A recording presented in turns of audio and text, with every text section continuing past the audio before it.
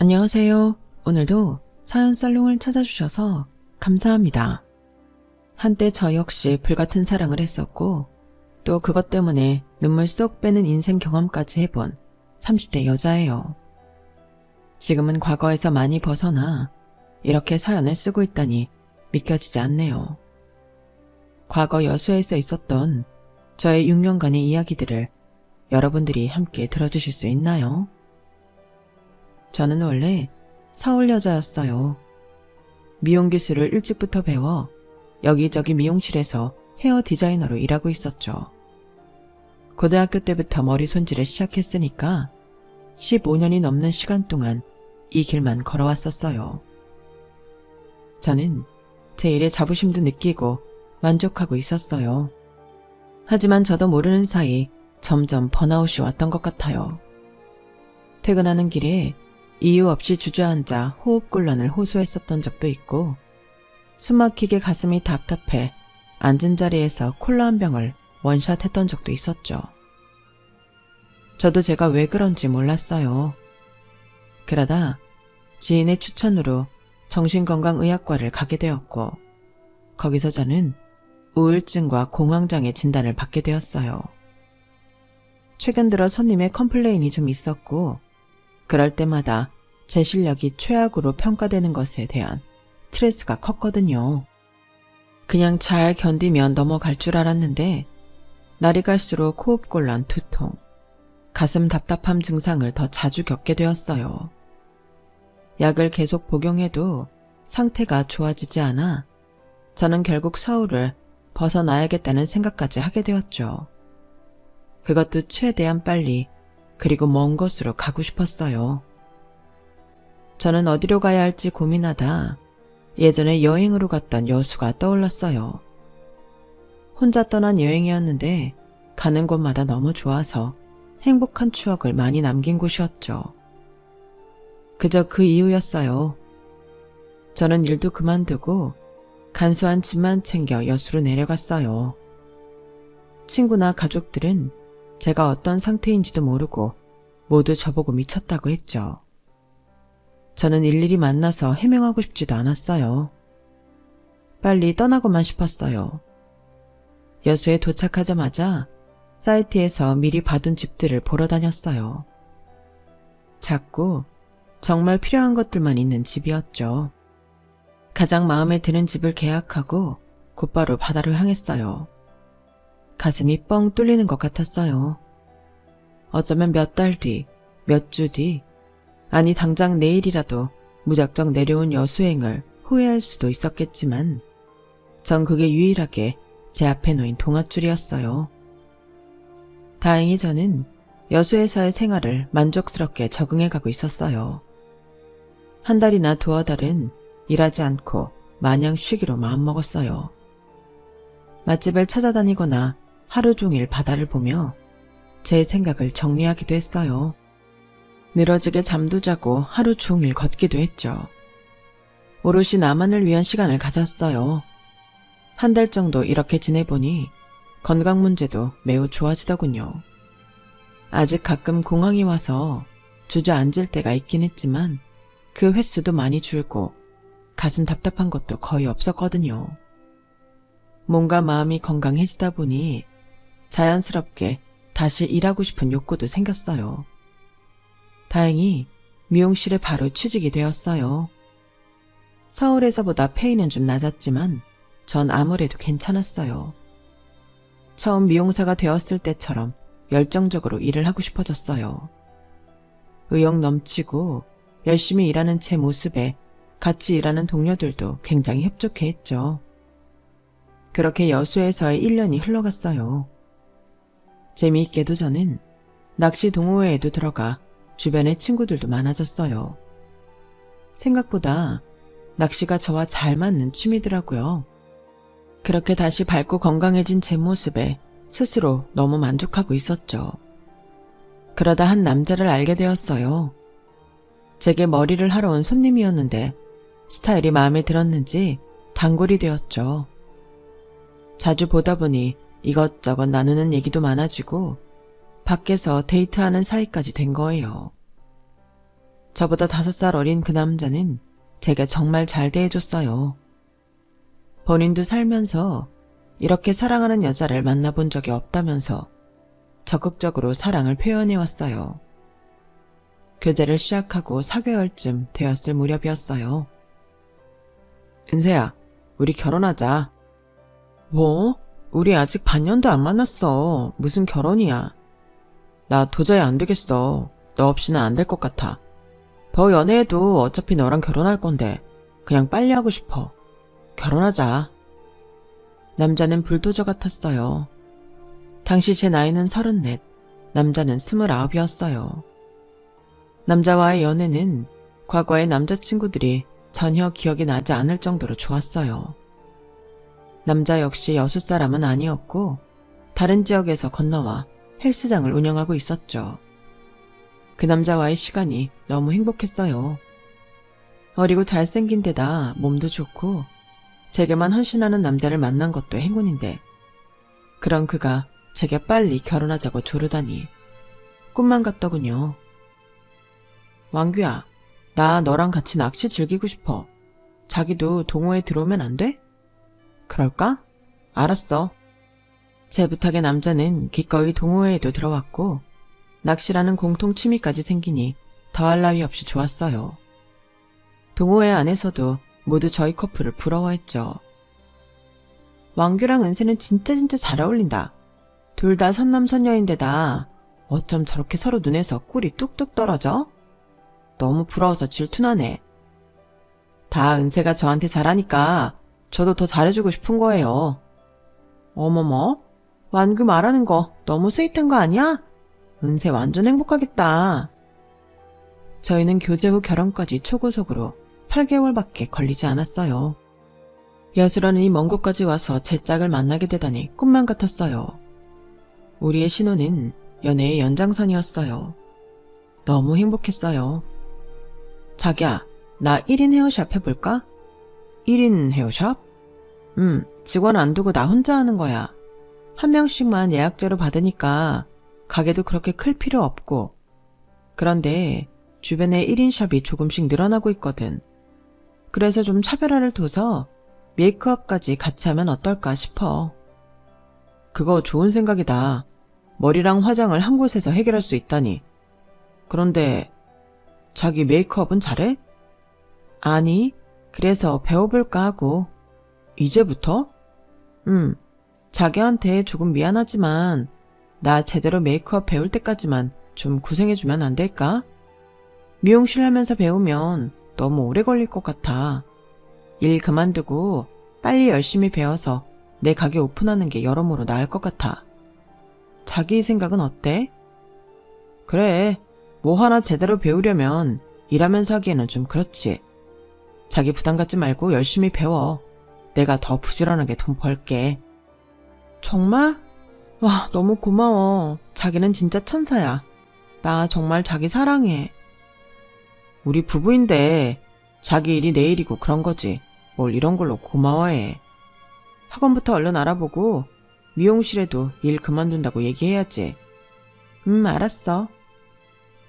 제가 공부하는 동안 남편이 외벌이로 힘들어하지는 않을까 하는 생각에 망설였던 것이 무색하게 적극적으로 서포트를 해주겠다고 약속하더군요. 저는 미용실을 그만두고 바로 메이크업을 배우는 학원에 등록했어요. 아무래도 그동안 머리를 만지는 직업을 했었다 보니 다른 학생들보다 빨리 배워갔고 감각도 좋다는 칭찬을 많이 받았어요. 그렇게 뿌듯한 5개월간의 수강 코스를 마치게 되었어요. 다행히 그동안 남편 헬스장도 운영이 잘 돼서 둘 다 크게 돈 걱정은 하지 않았어요. 자기야, 정말 고마워. 자기 덕분에 학원도 잘 마치고 너무 좋다. 공부하느라 자기가 더 수고했지 뭐. 우리 이번 주말에 간만에 사람들이랑 낚시 나가자. 사람들도 너만 기다리고 있어. 오, 좋지. 간만에 낚시라니. 맛있는 것도 먹고. 당연하지. 우리 자기 먹고 싶은 거 말만 해. 남편은 제게 완벽한 남자였어요. 자기 관리도 잘하고 본인이 하는 일에 있어서도 항상 더 앞으로 나아가기 위해 노력하는 사람이었죠. 돈도 허투루 쓰는 법이 없어 우리는 이렇게만 살면 곧 부자가 되겠구나 싶을 정도였어요. 그래도 가끔 남편은 제가 상식적으로 맞다고 생각하는 것과 반대로 행동해 의아할 때도 있긴 했어요. 한 번은 지인 부부 집에 초대를 받아 가게 되었어요. 은세씨, 우리 집에 놀러와요. 배달 음식 하나도 안 시키고 내가 진짜 맛있는 거 많이 해놓을게요. 남편도 같이 와서 우리 신랑이랑 넷이 간만에 술도 한잔 하고 해요. 이번에 선물 받은 좋은 위스키가 있는데 은세씨네 오면 딸게요. 너무 고마운 분들이었어요. 제가 여수에 와서 처음 사귄 지인이었거든요. 주말에 가기로 약속을 하고 당장 아침 남편에게 말했어요. 자기야, 우리 이따 언니네 가기 전에 뭐 사갈까?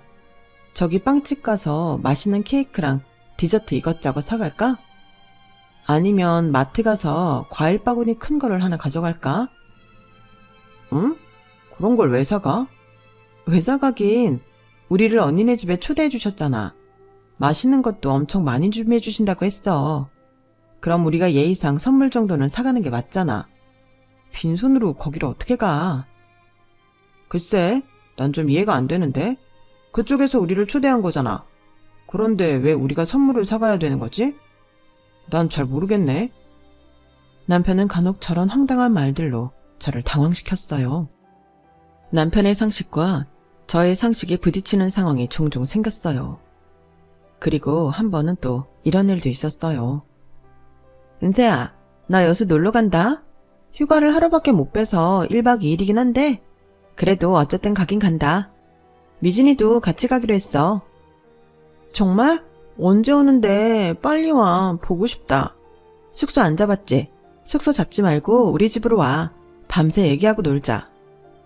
너네 집? 남편 있는데 또 어떻게 그래? 그냥 니네 집 가까운 데로 우리가 따로 잡을게. 아니야, 우리 손님방 있어. 화장실도 2개라 너희 따로 써. 불편한 거 없을 거야. 남편한테는 내가 말할게. 하룻밤인데 남편도 뭐라고 안 할 거야. 하지만 남편의 반응은 정말 뜻밖이었어요. 친구 둘이 우리 집에 와서 하루 잔다고? 그래, 오시라고 해. 정말? 고마워, 자기. 그럼 뭐 맛있는 걸 먹을지 좀 찾아놓을까나? 애들 오면 데리고 가려고? 여수하면 또 해산물이지. 내가 같이 모시고 갈 수는 있지. 그런데 계산은 당연히 친구들이 하는 거지? 응? 내 친구들이? 왜? 왜라니? 우리 집에서 신세 지는 거잖아. 그럼 저녁 한 번은 거하게 써야 하지 않나? 자기야, 진짜 왜 그래? 농담하는 거지? 농담 아닌데? 맛있는 거 안 살 거면 숙박비를 받든가 해야지. 그게 도리에 맞는 거 아닌가? 자기야, 우리가 지금 친구들 상대로 장사하는 건 아니잖아. 숙박비며 걔네한테 저녁 쏘라고 하는 건 그 친구들이 뭐라고 생각하겠어. 나랑 제일 좋은 친구 사이인데. 자기야, 나는 그래서 내 고향 친구들 하나도 집에 안 데리고 오잖아. 나도 이런 상황이 생길까봐 싫어서 그랬던 거야.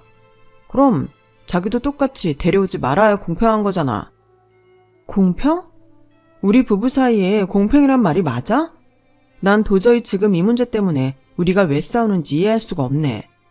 서울에서 내려오는 내 친구들 여기서 산다는 것도 아니고 하루 묵었다 간다는 건데 멀리서 온 애들한테 뭘 얻어먹을 생각이라니? 그럼 지난번에 언니네 집 초대받아서 갈 때는 거기가 초대한 거고 우리는 손님이니까 선물 살 필요 없다고 한 건 뭔데? 지금 이거랑 비슷하잖아. 뭐가 비슷해? 우리가 거기서 잔 건 아니잖아. 그리고 그쪽은 우리를 환영하는 분위기였고. 그럼 지금 내 친구 오는 게 싫다는 얘기야? 오는 건 뭐라는 건 아니지만 우리 집에서 자는 건 싫다는 말이지. 그래도 굳이 여기서 자겠다면 저녁이라도 좋은 거 사라, 이 말인 거고. 와, 모르겠다. 자기 되게 낯설다. 나도 지금 자기 되게 낯설어. 결국 저는 남편 몰래 친구들 방을 잡아줬고 대충 눈치를 챈 친구들은 제 앞에서 남편 언급은 하지 않더군요. 그때의 다툼은 친구들이 돌아가고 나서 술을 마시면서 풀었지만 뭔가 찝찝한 느낌이 완전 가신 것은 아니었어요. 남편과 가장 불편했던 일을 꼽자면 바로 저희 엄마와의 관계였죠. 사실 결혼하기 바로 전 아빠가 뇌질환으로 쓰러져 돌아가셨어요. 제 결혼 날짜도 다 잡아놨고 이미 준비를 다 마친 상태라 장례를 위해 결혼을 미룰 수도 없는 상황이었어요. 겨우 아빠를 좋은 곳에 모셔드리고 슬퍼할 틈도 없이 4일 뒤에는 저는 결혼식을 올리게 되었어요. 좋은 날이긴 했지만 참 슬픈 날이기도 했어요.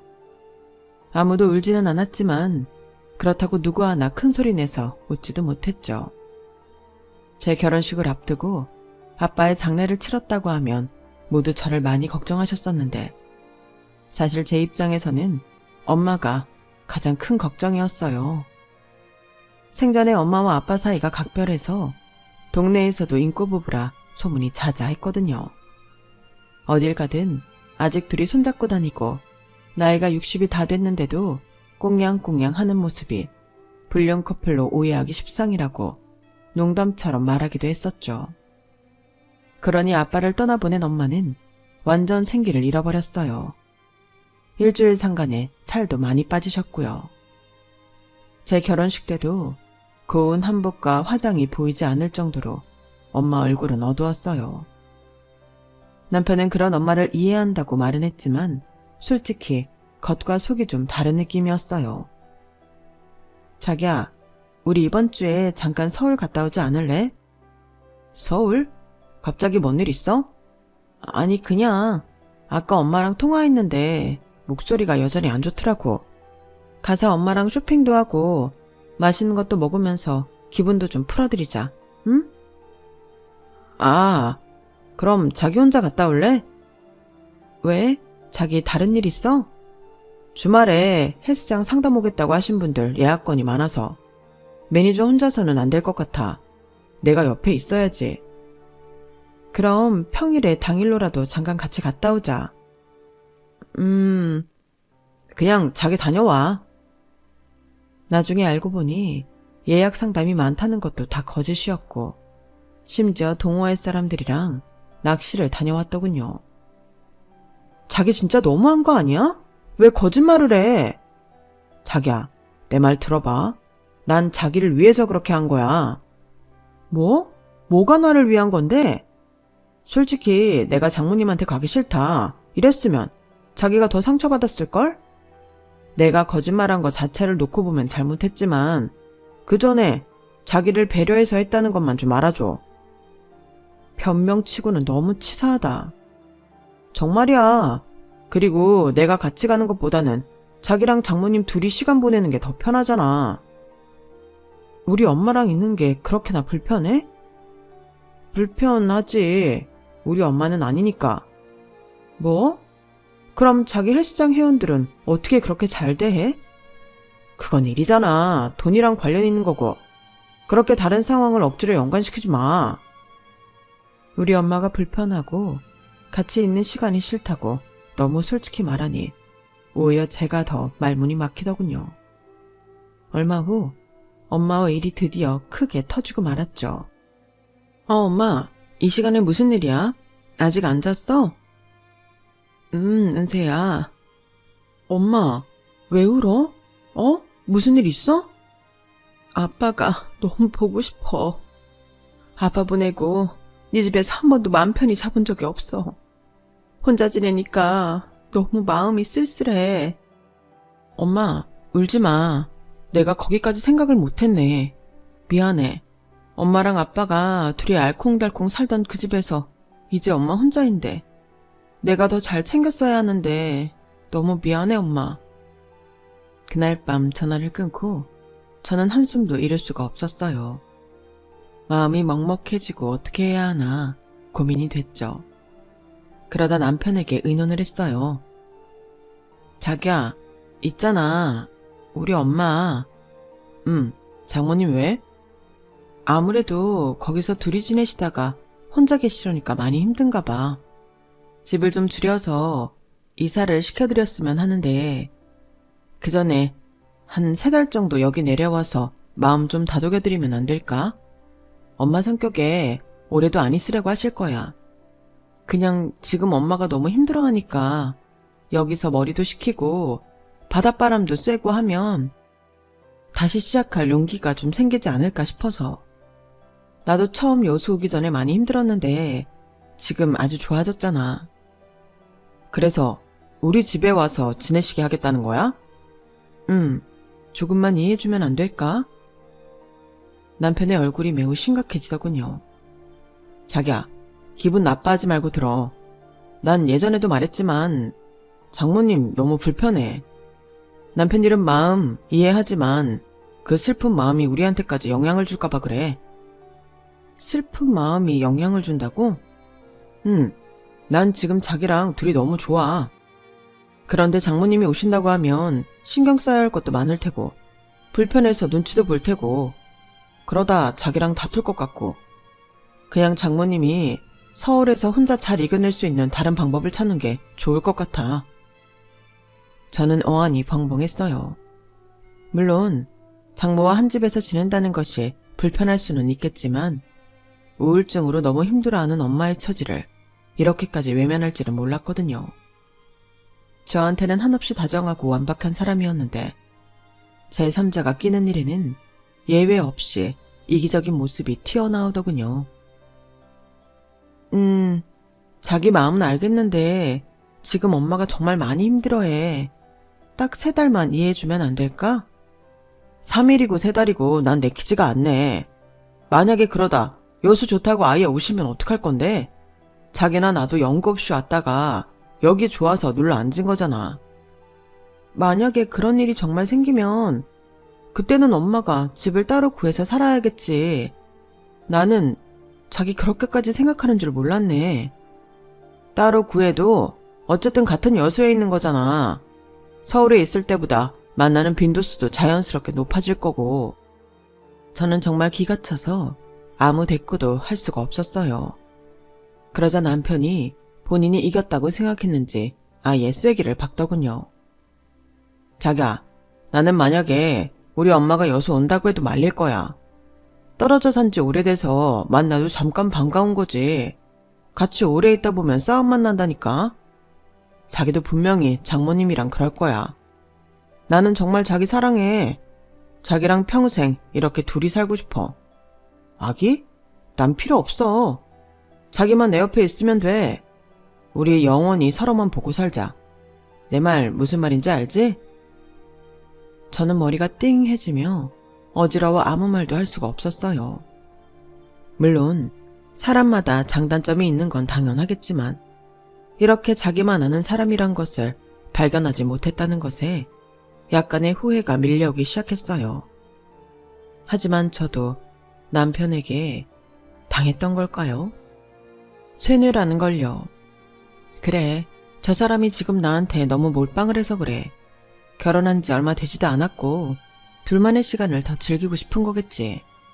이런 시간은 다시 오지 않을 테니까. 하긴 나도 시어머니가 똑같은 일 생겨서 여수 내려와 산다고 생각하면 엄청 반갑지는 않잖아. 내가 애초부터 남편을 너무 높게 평가했던 게 잘못일 수도 있어.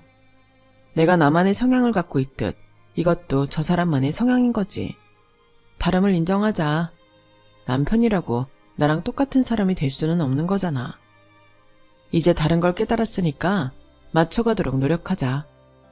저는 제 행복하고 완벽한 그런 생활에 금이 가는 것이 미치도록 싫었어요. 어쩌면 짧은 연애 기간에 그 사람한테 너무 푹 빠져 잘 알지도 못한 채 결혼해서 이런 문제가 생긴 것일 수도 있지만 제 스스로의 선택이 잘못됐다는 걸 인정하기 싫었어요. 결국 엄마가 내려오는 일은 무산되었고 제가 여기서 할 수 있는 일은 엄마에게 더 자주 연락하는 것 뿐이었죠. 그런 일이 있는 와중에 저는 1인 샵을 어찌저찌 해서 오픈하게 되었어요. 작은 샵이지만 저 혼자이기 때문에 바쁜 일이 많아졌어요. 제가 많이 지쳐할 때면 남편은 적극적으로 도와주고는 했어요. 그런 그의 모습을 보며 저는 또 생각했죠. 그래, 저 사람 저렇게 내 일이라면 발벗고 나서서 도와주는 사람인데 나를 정말 사랑하는 사람인 건 맞잖아. 나도 저희랑 저 사람도 나랑 결혼한 거지.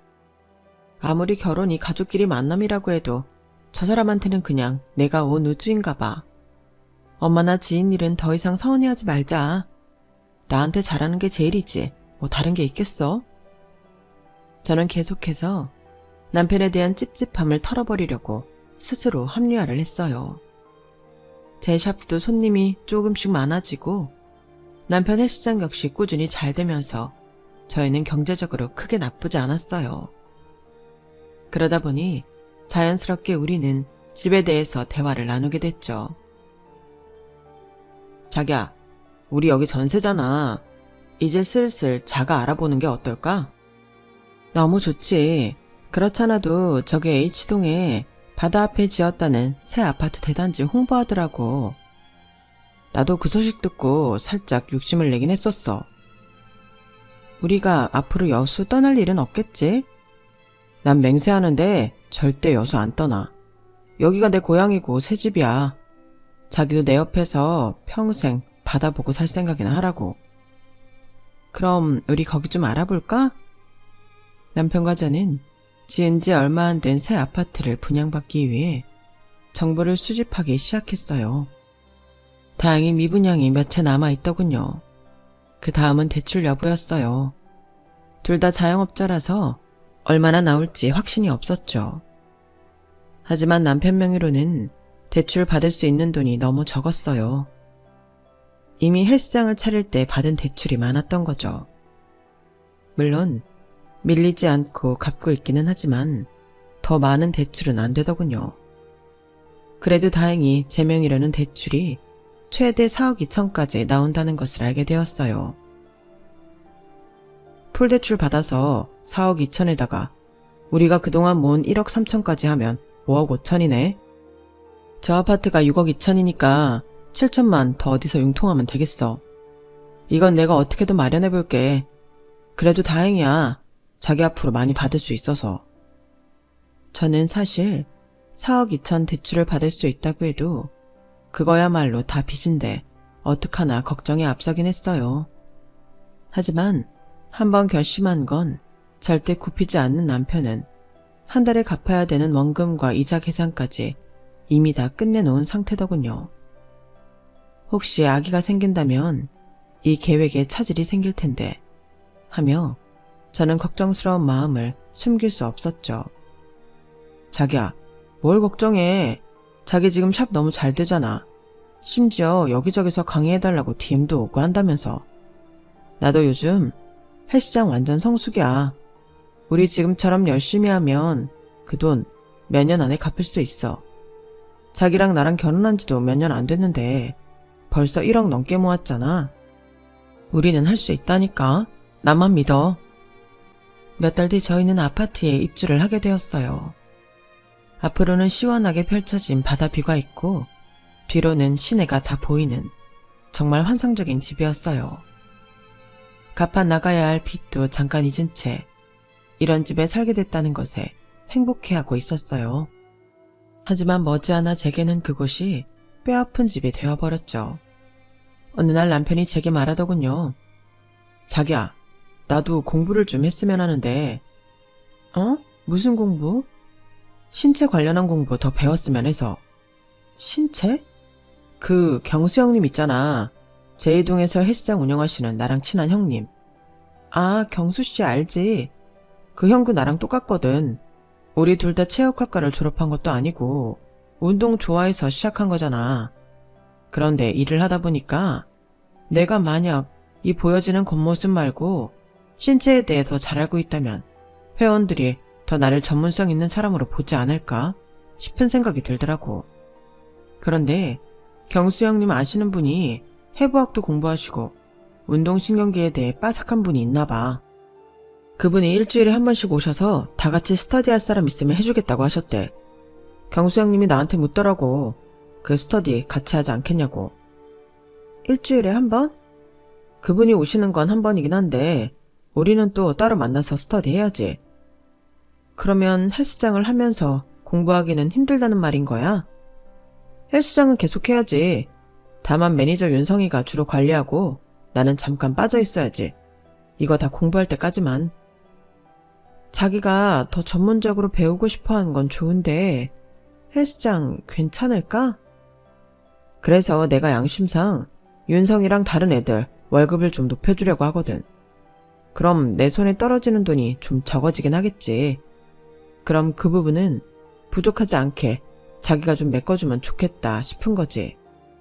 우리 지금 대출 원금이랑 이자가 한 달에 350만 원씩 나가는데 내가 생활비를 메운다 해도 많이 모자라지 않을까?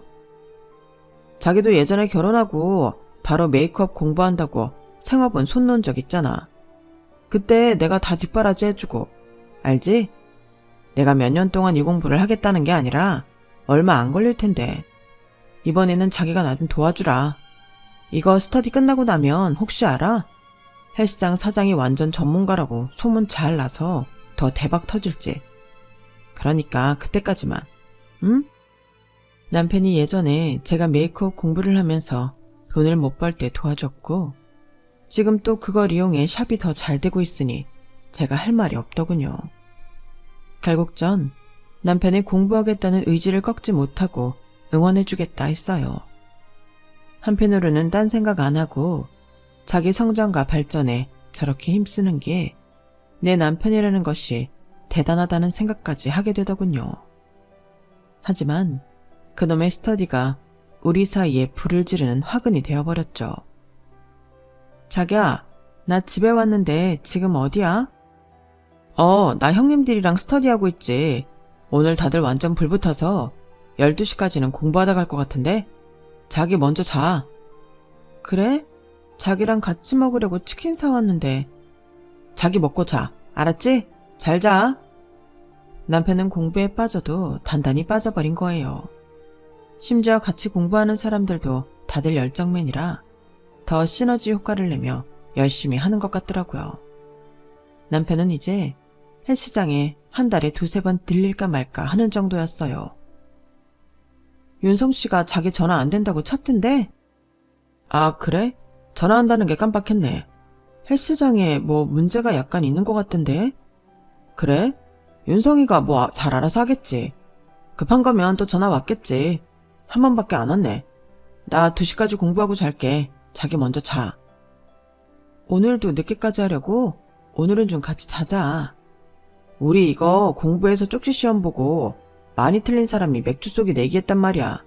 100점 맞아야지. 남편이 공부를 재밌어하고 즐기는 것 같아 다행이었어요. 하지만 그만큼 한 곳에 오리라는 사람이었기에 저를 포함한 다른 것에는 금방 소원해지더군요. 샵은 대체로 잘 됐지만 가끔 평소보다 손님이 적을 때도 있었어요. 그럼 생활비에 대출금까지 생각하면 아득해지기 마련이었죠. 게다가 남편이 매니저에게 관리를 전부 맡긴 헬스장 역시 회원들이 빠져나가기 시작하며 수입에 크게 영향을 미쳤어요. 하지만 남편은 지금 겨울이라 회원수가 적어진 것뿐이라며 저를 안심시키기 바빴어요. 금방 끝날 것 같던 남편의 공부는 점점 길어졌어요. 급기야 저희 집 가게 사정에 적신호가 들어오기 시작했어요. 자기야, 좋아서 하는 공부인 건 아는데 조금 계속 길어지는 것 같네? 나도 이번에 예약 손님이 많이 없어서 좀 힘든데 우리 어떻게 방법이 없을까? 하지만 남편의 반응은 시큰둥했어요. 너 공부할 때 내가 옆에서 잔소리 한 번 안 하고 심지어 학원 데려다주고 데려오고 힘내라고 맛있는 거 다 갖다 바치고 했는데 지금 내가 요 몇 달 이렇게 지냈다고 그러는 거야? 와, 나 진짜 자기한테 너무 서운하다. 아니, 지금 진짜 어려워서 그렇지. 자기 맨날 그 사람들 만나느라고 늦게 들어오고 상의할 시간도 없었잖아. 공부 그만하라는 게 아니라 대화를 좀 하자는 거지. 남편과의 싸움은 잦아졌고 급기야 저는 스트레스가 극에 달하고 말았어요. 결국 서울을 떠나게 만들었던 공황장애와 우울증이 저를 다시 덮치고 말았어요. 퇴근 후 길가에 쓰러진 저는 응급실에 실려오고 말았죠. 연락이 갔을 텐데도 2시간이나 더 있다 온 남편은 손에는 책이 들려있더군요. 자기야, 나 손 좀 잡아줘. 저는 울면서 그에게 애원했어요. 알았어. 그런데 나 이쪽 손은 책 넘겨야 되니까 이렇게 잡아줄게. 응급실에서도 남편은 제 한 손만 무성의하게 잡은 채 책에서 시선을 떼지 않았어요. 저는 너무 절망스러웠어요. 그에게 우선순위가 바뀐 거죠. 응급실 일로 저는 많은 생각을 했고 남편과 간절하게 헤어지고 싶어졌어요. 경주마처럼 앞만 보고 달리면서 주변은 살피지 않는 그 사람이 갑자기 너무 낯설고 숨이 막히더군요. 게다가 공황과 우울증을 여수와서 다 극복했다고 생각했는데 또 겪게 되다니요. 그 후로도 남편은 스터디 사람들과 어울리면 저를 방치하다시피 했어요. 저는 결심했어요. 우리의 4번째 결혼기념일에 그와 좋은 곳에서 외식을 하기로 했죠. 우리 이렇게 밖에서, 아니 같이 마주보고 밥 먹는 거 진짜 오랜만이네. 맨날 먹는 밥 뭐가 그렇게 중요한가? 그런데 이따가 밥 다 먹고 나 형님들 있는 데로 건너가서 맥주 한잔 마시고 들어갈 테니까 자기 택시 먼저 타고 집에 가. 알았지? 자기야, 우리 헤어지자. 뭐?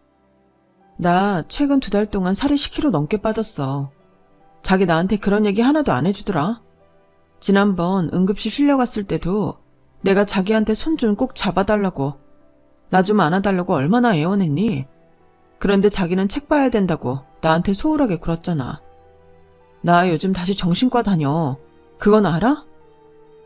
남편은 조용히 제 말을 다 듣고는 무덤덤하게 대답했어요. 그래, 이혼하자. 자기도 이걸 기다리고 있었던 거야? 아니? 그런데 나도 사람인지라 어느 정도 느끼고는 있었지. 서로 더 힘들어지기 전에 여기까지 하자. 저는 그날까지 끝까지 남편에게 어떤 사과나 위로도 받을 수 없었어요. 믿기 힘들더군요. 저만 바라보고 매일 사랑한다고 했던 사람이 저렇게 쉽게 차가워질 줄은. 세상이 무너지는 것 같았어요. 저 사람에게 나는 이제 더 이상 중요한 사람이 아니게 됐구나. 이혼 얘기가 나온 뒤 저희는 각방을 썼고 집에서 봐도 본 척도 하지 않았어요. 이혼 서류를 다 준비해 사인까지 마치고 법원에 섰어요. 숙려기간 동안에도 저희는 남처럼 지냈고 결국 이혼을 했어요. 하지만 우리에게 가장 큰 숙제가 있었죠. 바로 아파트에 대한 대출금이요. 잠깐 얘기 좀 할까? 대출금 어떻게 마무리해야 하나 싶어서. 나도 그것 때문에 머리가 아파. 난 어쨌든 계속 여수에 있을 건데, 너는? 난 서울로 다시 갈까 해. 나도 뭐 이 집에서 계속 살 이유가 없지. 어쨌든 팔아서 대출 다 갚고 하면 깨끗하게 끝나는 거지. 하지만 깨끗하게 끝나는 건 없더군요. 워낙 집값이 높아 집을 사겠다는 사람이 없었어요. 저도 제 전재산과 대출금까지 다 이 집에 들어간 마당에 빈손으로 어디를 나가 살 수도 없었죠. 그렇게 불편한 동거가 계속되었고 저는 예약을 늦게까지 받거나 주말에도 일을 해서 집에 있는 시간을 최소화했어요. 남남이 되고 이렇게 서로 없는 사람처럼 사니 오히려 가끔은 이게 더 편하게 느껴질 때도 있더군요. 그렇게 3개월쯤 흘렀을까요? 아는 지인이 제게 SNS 링크를 하나 보내주며 온갖 욕을 했어요. 야, 이완규 완전 나쁜 놈이었네. 너랑 이혼한 지 얼마나 됐다고 벌써 딴 여자 만나서 커플 계정까지 파? 심지어 이거 오픈이라 다른 사람들 다 볼 수 있어. 저는 온갖 닭사스러운 말들과 다정한 투샷으로 도배된 그 사람의 새 SNS 계정을 보게 되었어요. 제게 예전에 했던 사랑의 속삭임이 토시 하나 틀리지 않고 거기 다 쓰여 있더군요.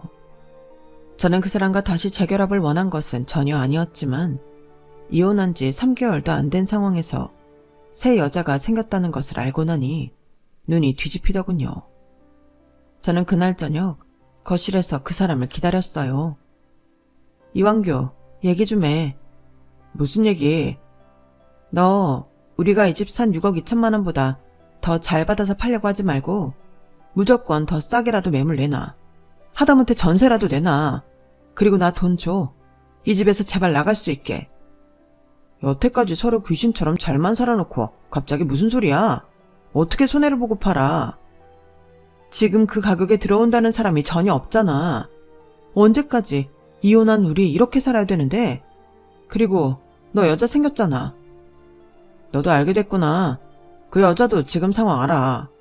내가 이 집 팔고 너랑 금전 문제 깔끔하게 해결될 때까지 기다려준대. 정말 오롯이 나만 생각해주는 사람이야, 너랑 다르게. 구역질 나니까 그런 말은 접어둬. 발정난 짐승 같은 너랑 지금 한 공간에 같이 있는 것도 거북해. 아무튼 빨리 이 집 처리해줘. 그래야 너도 사랑스러운 그녀와 빨리 살 수 있을 거 아니야. 저는 제 스스로에게 너무 화가 났어요. 저런 사람인 걸 전혀 모르고 쉽게 결혼을 결정했었다는 것이. 심지어 결혼 후 알고도 제 눈을 가리고 못 본 채 외면했던 제 자신에게 말이에요.